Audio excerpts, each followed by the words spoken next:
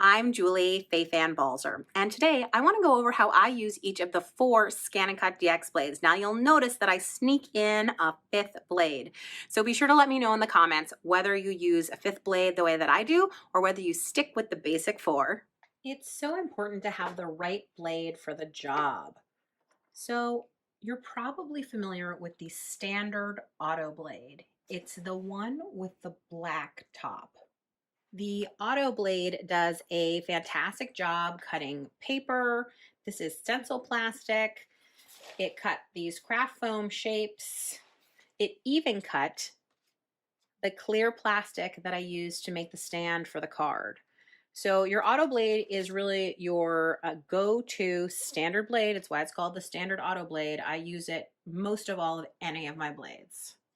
I also have a standard auto blade, which I've marked with a pink piece of tape and put the letter F on it because this is a fabric dedicated auto blade. Just like you might have a fabric dedicated pair of scissors, I only cut fabric with this blade, but it's exactly the same as the original standard auto blade.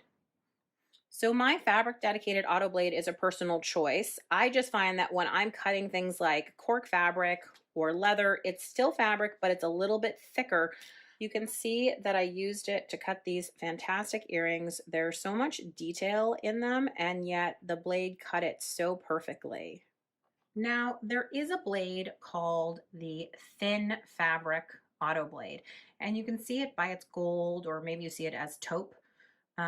Little hood here, its little hat, and this blade is used for cutting, you might have guessed it, thin fabric. So that would be thin fabric, not fabric with fusible, but just regular plain thin fabric, anything that's cotton weight or thinner. The thin fabric auto blade is for cutting thin fabric that you might use for, let's say, a quilt block, or here for some embroidery. You can see that I cut out this leaf shape and then used my Brother embroidery machine to stitch around it. This is the rotary blade. Now I always keep this blade capped because you can see that the rotary blade itself is very, very sharp. And it's exposed, unlike the other blades where it's not exposed. So I want to make sure to keep the cap on that. The rotary blade is fantastic for cutting out any fabric like these pieces, but I also really, really love it for cutting out fabric that has fusible on the back. You can see right here, I made this design in Canvas Workspace, and I was able to cut out this piece of fabric and just go ahead and iron it onto the bag. So easy. It's even double-sided. Because of course, once you make a design, the ScanNCut makes it so easy to cut it out multiple times and in different colorways. So the rotary blade is absolutely great for cutting fabric with fusible. Finally, last but certainly not least, we have the vinyl auto blade. It has the light blue cover on it, and that is used for cutting vinyl. Now, you can absolutely cut vinyl with the regular auto blade, but this is specially made to really make those intricate cuts with vinyl work fantastic.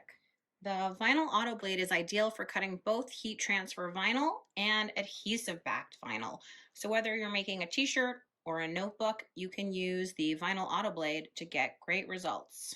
So there you have it. There's the complete lineup of ScanNCut DX blades. Again, this is a personal preference that I have this extra fabric dedicated auto blade. So whether you go with just these 4 or you add in your own personal preferences, this is how I use my ScanNCut DX blades. To get the most out of your ScanNCut DX, using the right blade for the job really makes a big difference. So I hope you had fun and you learned something too. Thanks so much for watching. For more tips and tricks, please subscribe to my YouTube channel and be sure to check out the ScanNCut website at scanncut.com.